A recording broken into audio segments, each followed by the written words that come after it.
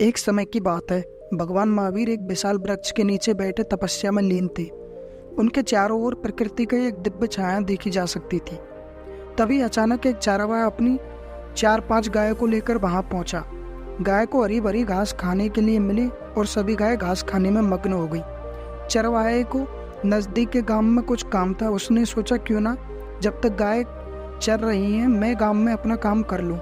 तभी उसने आसपास देखा तो पाया भगवान महावीर ध्यान में बैठे हुए थे। उस चरवाहे ने भगवान महावीर को पहचान लिया और हाथ जोड़कर कहा, प्रभु मेरे गाय पर नजर रखना, मैं गांव से जल्दी लौट कर आता हूँ। चरवाहे को ऐसा लगा कि भगवान महावीर ने उनकी बातें सुन ली, जबकि ऐसा नहीं था। वह अपनी तपस्या में लीन थे। चरवाहा वहां से गांव की ओर प्रस्थान कर जाता है। कुछ समय बाद जब वह लौट कर आता है तो भगवान महावीर के पास आता है और वहां देखता है कि उनकी गाय नहीं होती है। गाय हरी भरी घास खाते हुए कुछ दूर निकल जाती है।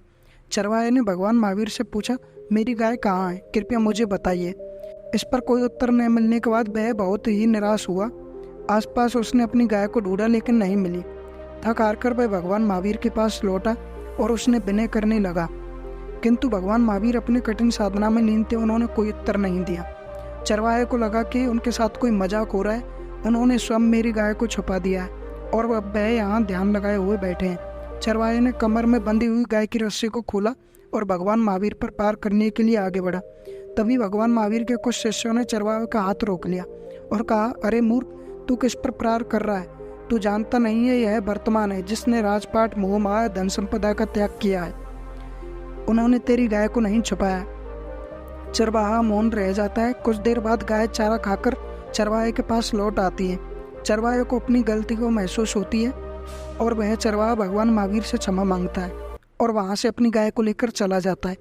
भगवान महावीर भी अपनी तपस्या में लीन रहते हैं। दोस्तों, हमें कोई भी काम जल्दबाजी में नहीं करना चाहिए। जब तक उस चीज़ का हमें पता न चले तब तक हमें किसी पर भी दोष नहीं लगाना चाहिए।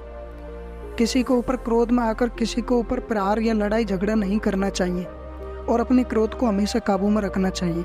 दोस्तों, अगर आपको यह कहानी अच्छी लगी हो तो हमारे चैनल को सब्सक्राइब करें तथा वीडियो को लाइक करें।